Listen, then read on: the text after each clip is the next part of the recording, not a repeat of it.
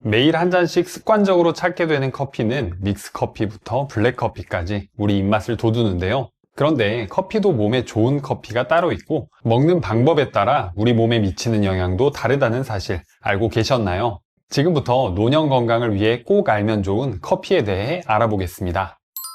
식당에서 식사를 하고 나올 때면 자연스레 믹스커피 한 잔을 뽑아서 달콤하게 마무리해줍니다. 입이 달 때는 블랙커피로 입가심을 하면 입이 개운해지는데요. 이렇게 커피 한 잔이면 카페인 덕분에 정신이 맑아지고 활기찬 오후를 보낼 수 있습니다. 커피가 몸에 좋다 안 좋다 말들도 많고 대부분의 사람들은 단지 잠을 깨기 위해 커피를 먹고 있지만 사실 커피에는 우리가 몰랐던 다양한 효능이 있습니다. 첫 번째는 바로 당뇨 예방에 좋은데요. 커피는 당뇨병 위험을 낮춰주는 특징이 있습니다. 특히 지금 당뇨가 아니더라도 공복 혈당이나 당화혈색소가 높아서 당뇨 전 단계를 진단받은 사람에게는 특히 더 좋은데요. 한 연구에 따르면 커피를 하루에 한 잔 마실 때마다 제2형 당뇨병 위험이 6%씩 감소한다고 밝혀졌는데요. 하버드 대학 연구에서도 하루 3잔에서 5잔의 커피를 마시는 사람이 그렇지 않은 사람보다 당뇨병 위험이 25%나 더 낮았다고 밝혀졌습니다.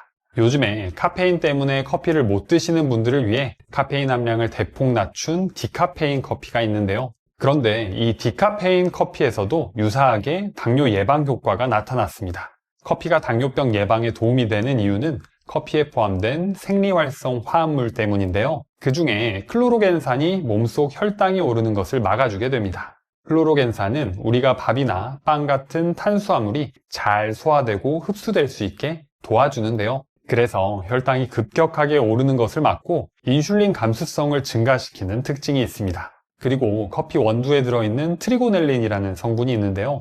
이 성분은 우리 췌장을 보호하며 인슐린이 정상적으로 분비될 수 있게 도와줍니다. 그 밖에 커피에는 마그네슘도 풍부해서 혈당 대사와 인슐린 작용을 도와줍니다. 하지만 당뇨에 좋다고 커피를 너무 막 드시면 안 되는데요. 커피를 드실 때 주의할 점은 뒤에서 정리해 드리겠습니다. 커피의 효능 두 번째는 바로 심장 건강에 좋은데요. 최근에 카페인이 들어있는 커피를 하루에 한 잔 이상 마시면 심부전 위험을 60%나 줄일 수 있다는 연구가 발표되었는데요. 바로 카페인이 심장 혈관을 확장시켜서 혈액순환을 원활하게 하기 때문입니다. 커피를 먹었을 때 혹시 심장이 두근두근 거렸던 경험 해보신 적 있으시죠? 이게 바로 카페인 효과 때문인데요. 우리 몸은 피로가 쌓일 때 뇌에서 아데노신이 분비되는데요. 이 아데노신이 쌓이면 혈관을 좁히고 심박수를 느리게 만듭니다. 근데 이때 카페인이 아데노신을 차단하면서 심장이 활성화되고 혈액순환이 잘 되게 되는데요. 그래서 피곤할 때 커피 한 잔 마시면 우리 몸이 개운하게 깨어나게 됩니다. 커피가 혈관 건강에 도움을 주는 이유는 여러 가지가 있는데요. 먼저 클로로겐산의 강력한 항산화 작용이 우리 몸의 나쁜 콜레스테롤이라고 불리는 LDL 콜레스테롤의 산화를 방지하고 동맥경화의 위험을 낮춰줍니다. 또 다양한 폴리페놀 성분들이 혈압을 조절하고 몸속 염증을 줄여주는데요. 마지막으로 진한 에스프레소에 많이 포함된 카페스톨과 카웨올 성분이 혈관 기능을 개선하고 심장 보호 효과를 가져다 줍니다. 커피의 효능 세 번째는 바로 뇌 건강에 좋은데요. 커피는 뇌 건강과 관련해서 다양한 연구가 진행되고 있습니다. 우리 부모님들 뇌 건강 생각하면 가장 먼저 떠오르는 병이 어떤 게 있으신가요? 바로 치매가 있죠. 65세 이상이 걱정하는 질병 중 세 손가락 안에 드는 게 바로 치매입니다. 알츠하이머 저널에 발표된 연구에 따르면 65세 이상의 어르신들 중 매일 커피를 한두 잔 마신 사람들이 커피를 거의 마시지 않는 사람보다 경도인지장애 발생이 낮았다고 발표했는데요. 경도인지장애는 아직 치매는 아니지만 인지 능력이 떨어진 상태를 말하는데요. 사실 커피가 치매 예방에 확실한 효과가 있는지에 대해서는 다양한 연구와 찬반 의견이 나뉩니다. 그렇지만 이렇게 발표된 연구를 봤을 때는 커피 한두 잔이 우리 정신을 깨워준다고 좋게 생각할 만도 한데요. 이 밖에도 커피는 파킨슨병 예방에도 좋은 영향을 미친다는 연구도 있는데요. 파킨슨병은 뇌의 일부분이 퇴행하면서 운동 기능이 떨어지다가 결국에는 몸이 굳어지게 되는 병입니다. 연구에 따르면 파킨슨병의 주요 원인인 도파민 신경세포 파괴를 카페인이 막아준다는 건데요. 마지막으로 커피를 하루 3잔 이하로 마시는 사람은 뇌졸중 위험이 낮았다는 연구도 발표되었습니다. 이런 결과들을 보면 가볍게 한 잔, 두 잔 마시는 커피가 사실 우리 몸속 혈육에서는 물론 다양한 항산화 효과를 통해 우리 몸을 건강하게 해주고 있었습니다. 여기까지만 들으면 커피를 당장이라도 한 잔 챙겨 드셔야 할 것 같으시죠? 그런데 커피를 피해야 하시는 분들이 있습니다. 바로 골다공증이 있으신 분들입니다. 나이가 들수록 뼈의 밀도가 줄어들기 때문에 골다공증과 골절을 조심해야 하는데요. 그런데 골다공증이 있으신 분들은 커피 섭취에 주의하셔야 합니다. 골다공증은 칼슘과 비타민 D, 비타민 K의 섭취가 중요한데요. 그런데 커피 속 카페인이 이 성분들의 흡수를 방해합니다. 연구에 따르면 카페인을 섭취한 그룹에서 칼슘 흡수율이 6에서 8% 감소하는 것으로 나타났는데요. 단순히 흡수율을 낮추는 것뿐만 아니라 신장에서 칼슘 배출을 증가시키기도 합니다. 스웨덴 연구에 따르면 커피를 하루 4잔 이상 마시는 여성들이 골밀도가 낮아지고 골절 위험이 20%나 증가했다고 하고요. 대한골대사학회 연구에서는 50대 이상 여성에서 커피 섭취량이 많을수록 골다공증 발생 위험도 증가한다고 보고되었습니다. 앞서 커피가 효능이 가득하다고 말씀드렸는데 골다공증 이야기를 하시니 덜컥 겁이 나시죠? 식품의약품안전처에 따르면 하루 330mg 이상의 카페인 섭취 시 골다공증을 유발한다고 하는데요. 정리하면 골다공증이 있으신 분들은 되도록 카페인이 포함된 커피를 드시지 않는 게 좋고, 골다공증 위험에 취약한 갱년기 이후의 부모님들께서는 하루 2잔 정도까지만 드시는 게 좋습니다. 혹시 커피가 발암물질이라는 이야기 들어보셨나요? 결론부터 말씀드리면 이것은 사실이 아닙니다. 커피는 생원두를 볶는 과정이 꼭 필요한데요. 이때 아크릴아마이드라는 물질이 생깁니다. 이 물질은 탄수화물 함량이 높은 음식을 고온으로 가열할 때 생기게 되는데요. 따로 제거하는 방법이 없기 때문에 커피를 마시면 이 발암물질을 그대로 먹게 된다고 이야기합니다. 틀린 말은 아니지만 엄밀히 말하면 크게 걱정하지 않으셔도 되는데요. 아크릴아마이드가 암 위험을 높인다는 이야기를 할 때 대표적으로 탄수화물이 많은 감자튀김을 예로 드는데요. 아크릴아마이드가 우리 몸에서 암을 발병할 만큼 먹기 위해서는 감자튀김을 매일 75kg을 무려 2년간 먹어야만 건강을 위협할 정도의 양이 됩니다. 현실적으로는 불가능한 수준인 거죠. 한 연구에서는 말기 대장암 환자 1000여 명을 대상으로 하루에 한 잔씩 커피를 마신 사람과 안 마신 사람을 비교했는데요. 커피를 마신 그룹의 생존율이 11% 더 높아졌다고도 밝혀졌습니다. 세계보건기구에서도 무려 25년 만에 커피를 발암 가능 물질에서 제외시켰는데요. 그러니까 이제는 커피가 암을 유발한다고 단정지어 말하기는 힘들겠죠. 혹시 이럼에도 불구하고 커피 드시는 게 꺼려진다면 블랙커피 기준으로 산미가 있는 커피를 찾아 드시는 것도 좋은 방법인데요. 원두를 볶을 때 강하게 볶는 경우에는 쓴맛이 많이 나고 약하게 볶는 경우에는 신맛이 납니다. 그렇기 때문에 발암물질 걱정을 조금이라도 덜고 싶다면 약하게 볶아서 상대적으로 아크릴아마이드가 적을 수 있는 산미가 있는 커피를 드셔보세요. 그런데 아크릴아마이드와 관련 없이 커피가 실제로 발암물질이 되는 경우가 있습니다. 바로 65도 이상의 뜨거운 커피로 먹을 때인데요. 사실 커피든 차든 65도 이상의 뜨거운 음료는 모두 해당됩니다. 세계보건기구에서는 65도 이상의 뜨거운 음료를 발암물질로 지정했습니다. 연구에 따르면 뜨거운 커피를 반복해서 마시면 식도암 위험이 높아질 수 있다고 밝혀졌는데요. 뜨거운 커피를 자주 마신 사람의 식도암 발생 위험이 5.5배나 더 높았습니다. 식도는 위장과 달리 보호막이 없는데요. 그래서 뜨거운 음식이나 음료를 먹는 것 같은 외부 자극이 생기면 쉽게 손상됩니다. 따라서 습관적으로 뜨거운 커피를 드시는 것은 피하고 커피를 드실 땐 한 김 식혀서 드시는 게 건강에 좋습니다.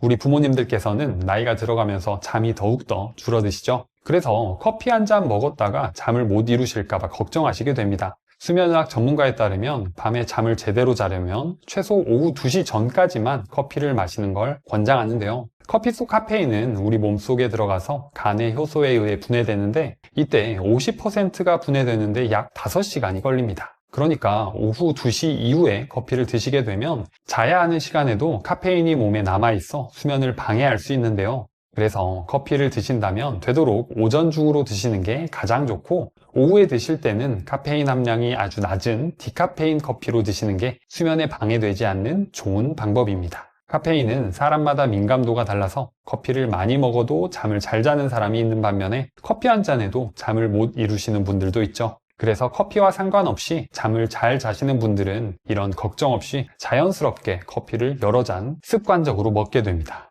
그런데 너무 과도한 카페인 섭취는 주의하셔야 하는데요. 그럼 하루의 카페인 섭취 권장량이 얼마나 될까요?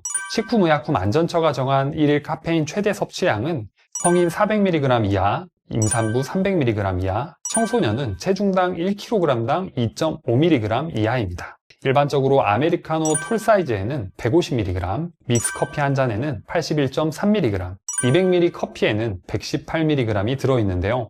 앞서 설명드렸듯이 우리 부모님들은 골다공증이 생길 위험이 높은 나이다 보니 330mg 이하로 섭취해 주시는 게 아무래도 좋은데요. 아메리카노나 캔커피 기준으로는 하루에 2잔, 믹스커피는 3잔까지는 드셔도 괜찮습니다. 골고루 섞어서 드시는 경우 아메리카노 한 잔, 믹스커피 한 잔 정도는 괜찮겠죠?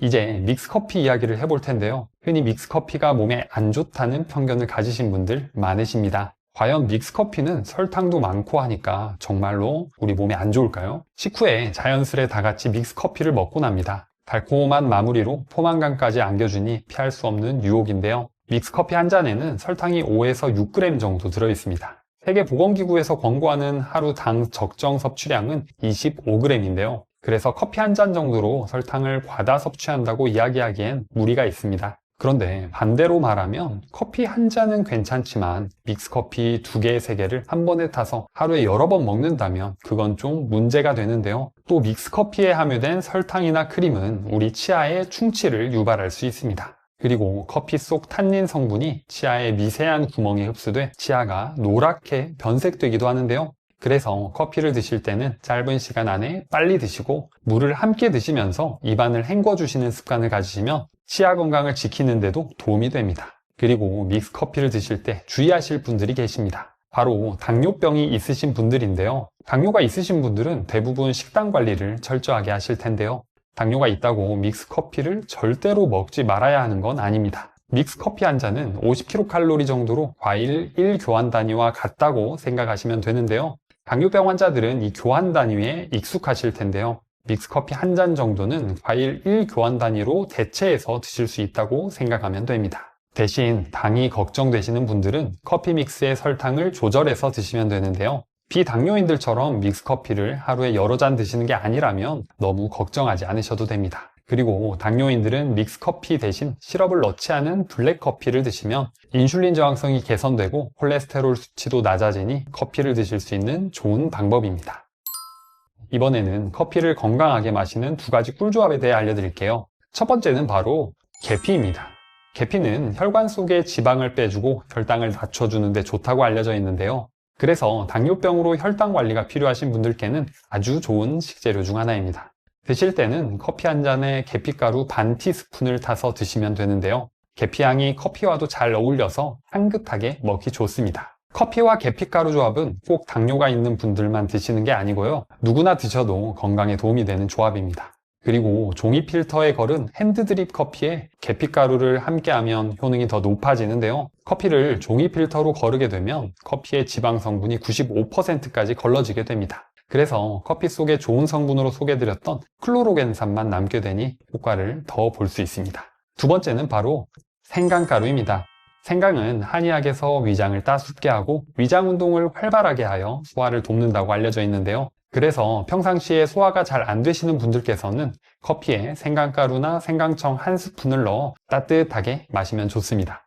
단순히 소화를 위해서 먹기보다는 이 조합으로 드시면 생강의 산뜻한 향과 커피가 잘 어우러져 맛도 더 좋아지니까요. 한번 드셔보시면 좋습니다. 이어서 커피와 꿀조합으로 소개해드린 계피와 생강에 대해서 더 자세하게 알려드릴게요. 예전 어르신들이 계피 먹으면 혈이 잘 돈다라고 하는 이야기 들어보신 적 있으신가요? 세계 3대 향신료 중 하나인 계피는 혈관 속 지방을 빼주고 혈당을 낮춰주는데 좋은데요. 하지만 드실 때 꼭 주의하셔야 하는 점이 있습니다. 지금부터 계피의 효능과 함께 먹으면 좋은 꿀조합, 그리고 조심하셔야 하는 꽝조합에 대해 알려드리겠습니다. 우리 부모님들 나이가 들어가면서 여러 질환들이 불쑥불쑥 찾아오는데요. 그중 빼놓을 수 없는 게 바로 당뇨병입니다. 몸에서 인슐린 분비량이 부족해지거나 정상적인 기능을 하지 않게 되며 혈당이 높은 상태로 유지되는 게 당뇨의 특징인데요. 그래서 중장년층들은 혈당 관리가 정말 필수적입니다. 계피의 효능 첫 번째는 바로 혈당 관리에 좋은데요. 한 연구에 따르면 제2형 당뇨 환자를 대상으로 계피 추출물을 일정 기간 섭취하고 공복 혈당과 당화혈색소를 관찰한 결과 수치가 감소하는 경향을 보였습니다. 여기서 공복 혈당이란 8시간 이상 공복 상태에서 측정한 혈액속 포도당 농도인데요. 쉽게 말하면 우리가 먹은 게 하나도 없는데 혈액 속의 당 수치가 높게 유지된다는 뜻입니다. 혈당이 계속 높게 유지되면 건강에 안 좋다는 사실은 많이 알고 계시죠?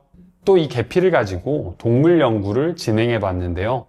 그 결과 계피의 활성 성분과 폴리페놀이 인슐린 민감성을 개선해 줬습니다. 다시 말하면 인슐린은 혈당을 낮춰주는 역할을 하는데 이 인슐린이 우리 몸에 더 잘 작용하게끔 해준다는 건데요. 그래서 혈당 관리를 꾸준히 해야 하는 우리 부모님들에게 계피는 안성맞춤입니다. 계피의 효능 두 번째는 항염증 및 항산화 작용인데요. 요즘 아침에 일어날 때 허리가 뻐근하고 무릎이나 어깨처럼 관절 여기저기 쑤시지 않으신가요? 또 쉽게 피로해지고 예전보다 기운이 떨어지는 기분도 쉽게 느껴지는데요. 이런 현상들은 우리 몸 안에 염증과 산화 스트레스가 큰 영향을 줍니다. 계피에는 시나믹 알데히드라는 성분과 몸에 좋은 다양한 물질들이 들어있는데요. 이 성분들이 우리 몸속에서 염증을 일으키는 나쁜 신호를 막아주고 또 세포를 상하게 만드는 활성산소를 줄이는 데 도움을 줍니다. 쉽게 말하면 계피가 우리 몸속 구석구석 생기는 자잘한 염증들을 진정시켜주는 셈인데요. 이렇게 계피가 단순 향신료가 아니라 우리 몸 염증을 줄여주는 이로운 식품임을 보여줍니다. 계피의 효능 세 번째는 혈액 속 지방을 줄여줍니다. 우리 부모님들 나이가 더 들어가면서 콜레스테롤 수치나 중성지방 같은 것들이 신경 쓰이기 마련이실 텐데요. 건강검진을 받고 오면 이런 수치들이 유독 눈길이 갑니다. 계피에는 우리 몸이 더 건강하게 일할 수 있게 도와주는 성분들이 들어있는데요.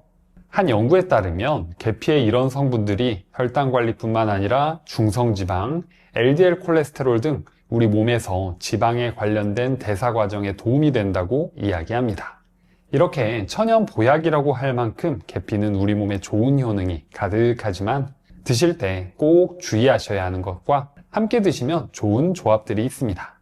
지금부터 차근차근 알려드릴게요. 시작 전에 구독 버튼을 꼭 눌러주세요. 일주일에 2번씩 알찬 건강 정보를 보내드리겠습니다. 계피와 함께 먹으면 좋은 꿀조합 첫 번째는 바로 사과입니다. 사과와 계피는 오래전부터 전 세계 사람들이 즐겨 찾는 익숙하고 친숙한 조합인데요. 사과 하루 한 알이면 의사를 멀리할 수 있다고 할 만큼 사과는 몸에 좋은 과일입니다. 사과 속에는 펙틴이라는 섬유질이 풍부하고 퀘르세틴 같은 다양한 폴리페놀 성분이 들어있는데요. 이렇게 섬유질이 많으면 우리가 식사를 하고 나서 혈당이 갑자기 확 오르지 않도록 도와주게 됩니다. 그래서 혈당 관리를 하셔야 하는 분들에게 섬유질이 많이 든 음식을 먹는 게 굉장히 중요한 거죠. 아시다시피 섬유질은 장 건강에도 도움을 주는데요. 이렇게 사과가 가진 풍부한 식이섬유와 항산화 물질은 자연스레 나이가 들며 약해지는 소화기관에 도움을 줄 수 있습니다. 여기에 계피를 함께 드시면 어떻게 될까요? 먼저 사과의 식이섬유와 폴리페놀이 음식물의 흡수를 조절하게 됩니다.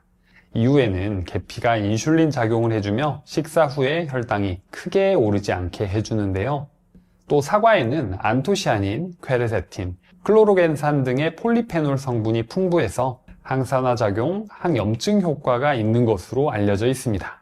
계피 속에도 시나믹 알데히드라는 폴리페놀이 들어있어 이 항산화 작용, 항염증 효과를 더 높여줄 수 있는데요. 이렇게 항산화 작용이 활성화되면 우리 몸을 해치는 활성산소를 없애주게 됩니다. 활성산소는 만성염증의 주범이기 때문에 활성산소의 감소는 만성염증 완화로 이어지며 건강을 유지할 수 있습니다. 사과와 계피는 함께 먹을 때 맛과 향이 서로 잘 어울리는데요. 사과를 얇게 썰어 계피가루를 살짝 뿌려 먹어도 맛있고 달콤하고 따뜻하게 사과 계피차를 드셔도 좋습니다. 사과 계피차 레시피는 더보기와 고정 댓글에서 확인해 보세요. 계피와 함께 먹으면 좋은 꿀조합 두 번째는 바로 오트밀입니다. 어디서 들어본 듯 하지만 생소한 이름인 오트밀은 귀리를 볶거나 찐 뒤 분수에 압착하여 만든 가공품인데요. 오래전 영국에서는 서민들이 한 끼 때우기 위해 먹던 음식이었지만 지금은 건강식으로 널리 알려진 음식입니다. 이 오트밀은 베타글루칸이라고 하는 수용성 식이섬유가 아주 풍부한데요.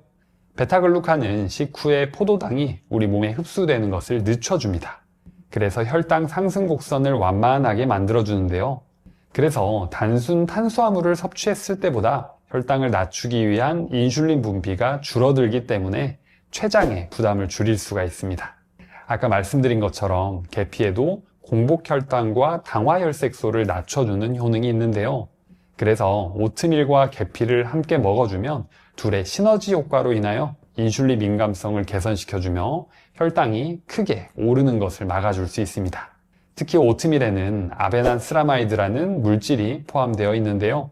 농촌진흥청과 전남대 의대 연구팀에 따르면 이 아베난스라마이드가 알츠하이머 치매 예방과 치료에 효과적인 것으로 확인했습니다. 아베난스라마이드라는 물질은 현재까지 곡물 중에서는 귀리에만 있는 물질로 알려져 있는데요. 전 세계 치매 환자의 약 70%는 알츠하이머성 치매로 추산되며 우리나라 국민들이 노후에 가장 걱정되는 병을 치매로 꼽았습니다.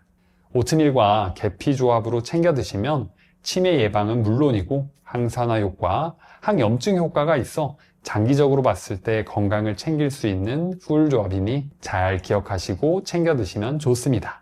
오트밀과 계피를 활용한 음식으로 밥솥으로 만드는 오트밀 사과 계피빵이 있는데요. 이 레시피도 더보기와 고정 댓글에 올려주겠습니다. 계피와 함께 먹으면 좋은 꿀조합 세 번째는 바로 생강입니다. 생강과 계피 하면 떠오르는 음식은 대표적으로 수정과가 있는데요. 잣을 띄워 시원하고 달콤하게 후식으로 먹으면 속이 싹 내려가는 기분이 듭니다. 생강은 예로부터 속을 따뜻하게 해주고 소화를 돕는 식재료로 쓰여왔는데요. 배가 부룩하거나 속이 메스꺼울 때 생강차를 마셨던 경험 있으신가요? 한 연구에 따르면 생강은 소화를 돕고 속이 메스꺼울 때 그 증상을 완화해주며 소화불량 개선에 도움이 된다고 하는데요. 또 생강에는 진저롤과 쇼가올이라는 생리활성 물질이 많습니다. 이 성분들은 우리 몸에 염증이 생기는 걸 막기 위해 염증 매개 물질을 억제시켜주고 또 항산화 작용을 통해 활성산소를 줄여주는 역할을 하는데요. 그래서 일부 연구에서는 생강을 먹어주면 관절염 통증을 감소시키고 소화 개선에 도움을 줄 수 있다고 밝혀졌습니다. 계피와 함께 먹으면 좋은 꿀조합 네 번째는 바로 꿀입니다. 예전에는 몸이 아프거나 기운이 없을 때 꿀물을 타서 보약처럼 먹기도 했는데요. 그만큼 꿀은 다양한 곳에 활용되며 건강 보조제처럼 챙겨 먹는 음식이었습니다. 이렇게 아플 때 꿀물을 먹는 데는 꿀의 항균성 때문인데요. 꿀은 박테리아, 곰팡이, 바이러스 등을 물리친다고 알려져 있습니다. 또 항산화 성분이 풍부해서 만성염증을 줄여주기도 하는데요. 한 연구에 따르면 목이 아플 때 꿀을 먹으면 기침과 인후통 증상을 완화시켜준다고 밝혔습니다. 그리고 꿀은 우리 장 속에 유익한 박테리아가 클 수 있게 도와주는데요. 그래서 소화에 도움을 주기 때문에 꿀물을 소화제처럼 생각하고 한 잔씩 드셔도 좋습니다. 이런 꿀을 계피와 함께 먹으면 어떻게 좋을까요? 우선 면역력을 높이는 데 좋습니다.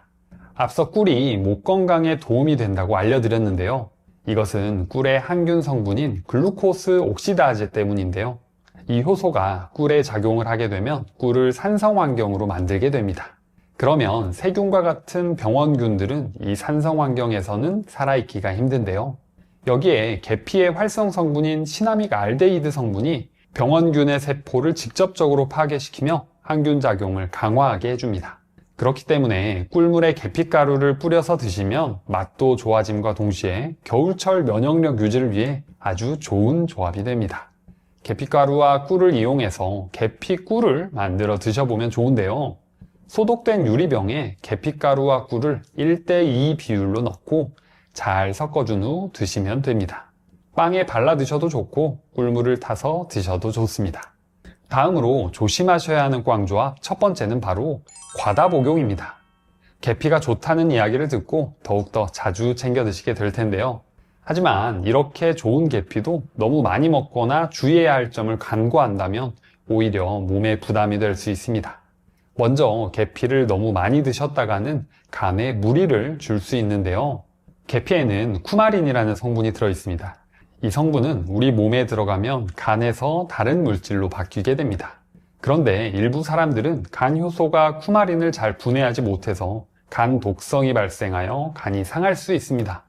제일 중요한 건 많은 양을 장기간 먹게 되면 간세포가 손상되어 간 기능 장애까지 생긴다는 연구 결과까지 발표되었는데요. 계피는 카시아 계피와 실론 계피 두 가지 종류로 나뉩니다. 카시아 계피는 쿠마린이 상대적으로 많이 들어있는데요. 반대로 실론 계피는 카시아 계피보다 쿠마린 함량이 훨씬 낮습니다. 그래서 굳이 위험성을 따지자면 같은 양을 먹었을 때 카시아 계피보다는 실론 계피를 드시는 게 더 좋습니다.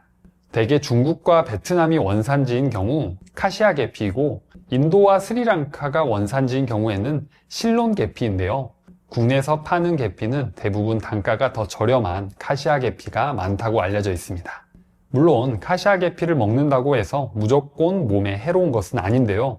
가루로 먹었을 때는 하루에 1, 2g, 끓여서 먹는 경우 4에서 6g으로 제한하여 먹는 것이 안전합니다. 그래서 통 계피로 계피차를 끓이는 경우라면 끓는 물에 10분 정도 끓인 후 첫 물은 버리시고 다시 1시간 이상 끓이게 되면 쿠마린 함량을 낮춰서 먹을 수 있는 좋은 방법입니다. 다음으로 조심하셔야 하는 꽝조합 두 번째는 바로 당뇨약을 드시는 분들입니다. 계피는 혈당을 낮출 수 있다고 알려져 있습니다. 그런데 당뇨약을 드시고 계시다면 계피를 너무 많이 드실 경우 혈당이 너무 떨어질 위험이 있는데요. 그렇기 때문에 당뇨가 있으신 분들은 계피가 건강에 좋다고 무작정 많이 챙겨 드시는 것보다는 하루 권장 섭취량을 지키고 담당 의사와 식단에 관하여 상의하고 드시는 게 좋습니다. 감기 몸살이나 떨어진 기력을 회복할 때 생강차 한 잔만큼 좋은 것도 없는데요. 생강은 우리가 잘 알지 못했던 다양한 효능을 가지고 있는 반면 일부에게는 독이 될 수도 있습니다. 오늘은 생강의 놀라운 효능을 시작으로 주의해야 할 꽝조합과 함께 먹으면 더 좋은 꿀조합에 대해 자세히 알아보겠습니다. 논어에 따르면 공자가 거의 매 식사마다 생강이 들어간 음식을 먹으며 몸을 따뜻하게 유지했다고 하는데요. 이렇게 생강은 아주 오래전부터 감기가 있거나 소화를 도와주면서 우리 건강을 챙겨주는 식재료 중 하나였습니다. 생강 속에는 생리활성 성분인 진저롤과 쇼가올이 있는데요. 먼저 진저롤은 신선한 생강에서 가장 많이 발견되는 성분으로 생강 특유의 매운맛을 내는 성분입니다. 특히 진저롤은 항염 효과와 항산화 효과에 탁월한데요. 그래서 관절염이나 염증성 질환을 완화해주고 산화 스트레스를 줄이기 때문에 우리 부모님들의 노화 방지를 막아주고 만성질환 예방에 좋습니다. 그리고 쇼가올 성분은 생강을 가열하거나 건조할 때 진저올이 쇼가올로 바뀌면서 몸에 더 좋은 효과를 보여주는데요. 항염증 효과는 최소 2배에서 최대 10배까지 차이가 나고 항산화 효과도 최소 2배 더 효과가 좋다고 알려져 있습니다. 그렇기 때문에 생강을 생으로 먹는 것보다는 말리거나 끓여서 먹는 게 훨씬 더 건강을 챙길 수 있는 방법이겠죠? 그렇다면 생강은 구체적으로 우리 몸에 어떻게 좋을까요? 첫 번째로 당뇨 예방에 좋습니다. 이란 테헤란 의대 연구에 따르면 생강이 당뇨 환자의 혈당 조절과 합병증 예방에 효과적인 보조요법이 될 수 있다고 밝혔는데요. 진저롤은 인슐린 민감성을 향상시키고 인슐린 분비를 촉진해 혈당 수치를 낮추게 됩니다. 쉽게 말해서 혈당을 낮추는 호르몬인 인슐린의 양을 많이 늘려주기도 하고 그 인슐린이 우리 몸에서 일을 잘할 수 있게 도와주는 역할을 한다는 뜻인데요. 이렇게 인슐린 저항성이 개선되면서 제2형 당뇨를 예방하고 관리하는데 아주 좋은 식재료 중 하나입니다. 두 번째로 혈관 건강에 좋습니다. 콜레스테롤 환자를 대상으로 한 연구에 따르면 하루 3g의 생강을 먹게 되면 나쁜 콜레스테롤이라고 불리는 LDL 콜레스테롤을 감소시키는 데 좋다고 하는데요. 이것은 진저롤 성분이 우리 몸속 혈관 내벽을 보호하고 콜레스테롤 수치를 낮춰서 심혈관 질환을 예방해 줍니다. 또 생강을 먹었을 때 우리 몸의 전체적인 신진대사를 촉진해줘서 혈관 속에 지방이 쌓이는 것을 막아주기도 하는데요. 이렇게 신진대사가 촉진돼서 생강을 먹었을 때 몸에 열이 오르는 느낌이 납니다. 세 번째로 고혈압 예방에 좋습니다. 생강은 몸속의 혈관을 확장시켜서 혈액순환에 도움을 주는데요. 특히 진저롤과 쇼가올이 콜레스테롤 배출을 도와주고 혈전 생성을 막아주기 때문에 심혈관계 질환이 있으신 분들에게는 챙겨 먹으면 좋은 음식입니다. 또 생강에는 칼륨이 풍부한데요. 이 칼륨은 우리 몸속의 나트륨을 몸 밖으로 배출시켜줘서 혈압을 낮추는 데도 도움이 됩니다. 다만 신장이 안 좋으신 분들은 생강 섭취에 주의하셔야 하는데요. 신장 질환이 있으신 경우 칼륨을 몸 밖으로 배출하지 못하여 고칼륨 혈증이 생길 수 있어 오히려 몸에 독이 될 수 있습니다. 네 번째로 항암 효과가 뛰어납니다. 미국 미네소타 대학의 연구에 따르면 진저롤이 대장암 세포가 늘어나는 것을 효과적으로 억제한다고 확인하였는데요. 진저롤과 쇼가올은 항산화작용과 항염작용이 뛰어나다고 말씀드렸잖아요. 우리 몸에서는 활성산소라는 친구들이 몸 구석구석 세포들을 손상시킵니다. 그런데 생강이 이 활성산소를 제거하면서 몸을 보호하고 암이 생기는 것을 막아주는데요. 그렇기 때문에 생강뿐만 아니라 항산화 효과가 좋은 음식들을 잘 섭취해주는 게 좋습니다. 다섯 번째로 소화를 잘 되게 해줍니다. 일상에서 음식에 생강을 곁들이는 경우가 아주 많은데요. 장어구이를 먹을 때 곁들이는 생강채, 생선회와 함께 곁들이는 편생강, 이게 바로 소화를 촉진하기 위한 음식의 조합이기도 한데요. 생강 속 진저롤과 쇼가올은 우리 몸의 위를 자극해서 소화액이 잘 나오게 해주는데요. 소화액이 많아지면 자연스레 위장 운동이 많아지게 되고 음식물들의 소화가 원활해집니다. 이렇게 소화가 잘 되면 더불어 식욕까지 함께 증가해서 음식을 더 맛있게 먹을 수도 있습니다. 음식을 먹고 소화가 잘 안 돼서 속이 더부룩할 때 매실차를 찾는 경우가 많지만 생강차도 속을 내려주는데 좋기 때문에 매실차 대신 드셔보시는 것도 좋습니다. 이렇게 효능이 가득한 생강도 드시면 오히려 독이 되는 분들이 있는데요. 지금부터 생강과의 꽝 조합과 함께 먹으면 좋은 꿀 조합에 대해 알려드리겠습니다. 시작 전에 구독 버튼을 꼭 눌러주세요. 일주일에 2번씩 알찬 건강 정보를 보내드리겠습니다. 생강을 조심하셔야 하는 꽝 조합. 첫 번째는 바로 당뇨약을 드시는 분들입니다. 당뇨는 우리 췌장에서 인슐린 분비가 안 되거나 인슐린 저항성이 높아져서 고혈당 상태가 유지되는 질환 중 하나인데요. 그래서 당뇨 치료제로 인슐린을 직접 투여하거나 인슐린 분비를 촉진하는 약을 먹게 됩니다. 생강은 췌장의 베타세포를 자극하여 인슐린 분비를 촉진하게 되는데요. 또 인슐린 감수성을 높이기 때문에 이러한 자극은 우리 몸의 인슐린이 효과적으로 작용하게 도와주는 역할을 합니다. 그런데 당뇨약과 함께 드시게 되면 이 효과가 이중으로 작용하기 때문에 오히려 혈당이 지나치게 낮아질 위험이 있다고 알려져 있는데요. 저혈당이 오게 되면 어지러움증과 함께 눈앞이 흐려지고 식은땀, 불안, 피로 증세가 찾아올 수 있습니다. 다양한 음식에 생강가루가 들어가서 걱정하시는 분들이 있으실 수 있는데요.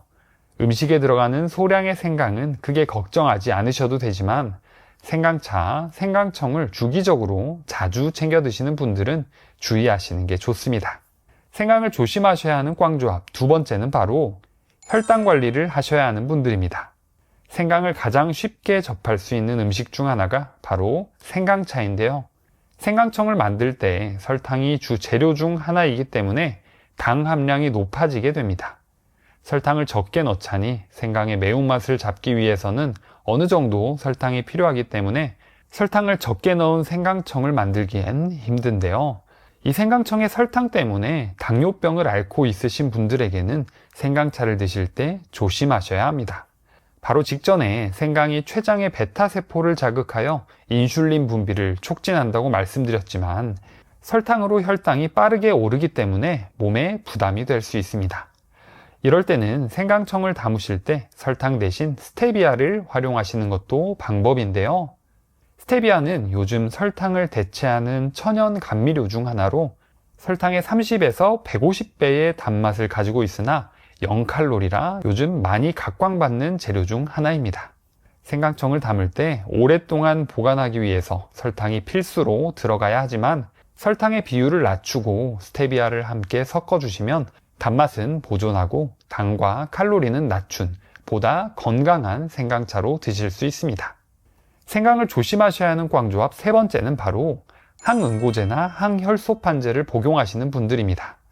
위의 두 약들은 혈액이 응고되는 것을 방지하거나 지연시키기 위해 사용되는 약들인데요. 주로 심근경색이나 협심증, 뇌졸중을 겪으시는 분들이 많이 드시는 약들입니다. 이런 분들은 생강을 드실 때 조심하셔야 하는데요. 생강 속의 핵심 성분인 진저롤은 혈소판의 응집을 억제해서 혈액이 잘 응고되지 않도록 합니다. 이러한 작용은 위의 약들과 시너지 효과를 발휘하여 코피를 흘리거나 멍이 잘 들고 뇌출혈 등의 부작용이 생겨서 오히려 출혈 위험을 높일 수 있는데요. 그래서 항응고제나 항혈소판제를 드시는 분들이라면 생강차 등의 섭취를 자제하시는 게 좋습니다. 생강을 조심하셔야 하는 꽝조합 네 번째는 바로 위장질환이 있으신 분들입니다. 생강은 위산의 분비를 촉진시키는데요. 이 위산이 많이 분비되면 위 점막을 자극해서 위염이나 위궤양을 악화시킬 수 있습니다. 생강이 위장의 혈액순환을 원활하게 만들어 소화를 돕는다고 알려져 있는데요. 하지만 위 상태가 좋지 않으신 분들께는 위액이 너무 많이 분비돼서 오히려 속이 불편해질 수 있습니다. 그래서 위장병으로 고생 중이신 분들은 완치될 때까지는 생강차나 생강 섭취를 자제하시는 게 좋습니다. 다음으로 생강과 함께 먹으면 좋은 꿀조합 첫 번째는 바로 레몬입니다. 생강과 레몬은 서양에서도 즐겨 찾는 조합이며 해독 주스와 감기 예방으로 유명한데요. 생강의 알싸한 매운맛을 레몬의 상큼한 맛이 중화시키면서 함께 먹었을 때 아주 어울립니다. 레몬에는 비타민C가 아주 풍부한데요. 이 비타민C는 면역력을 높여주며 생강의 항산화 효과를 더욱더 높여주게 됩니다. 생강은 소화액 분비를 촉진해준다고 말씀드렸는데요. 레몬은 간에서 해독작용을 촉진시켜서 이 두 조합이 만나면 몸속 전체적인 신진대사가 촉진되어 우리 몸의 노폐물 배출을 원활하게 해줍니다. 노폐물을 배출해주기 때문에 체중을 빼고 싶으신 분들은 아침 공복에 생강 레몬차를 드시는 것도 좋은데요. 생강청을 따뜻한 물에 풀고 그 위에 레몬 1개를 짜서 드시면 됩니다. 생강은 하루에 2에서 4g 정도 드시면 되고 레몬이 없으시면 100% 레몬 주스를 활용하셔도 됩니다. 이렇게 따뜻하게 마시면 레몬과 생강이 체온을 올려주면서 지방 연소를 촉진하는데요. 또 몸의 염증을 줄이고 식욕까지 억제해주는 효과가 있어 체중 감량에 좋습니다. 두 번째는 바로 대추입니다.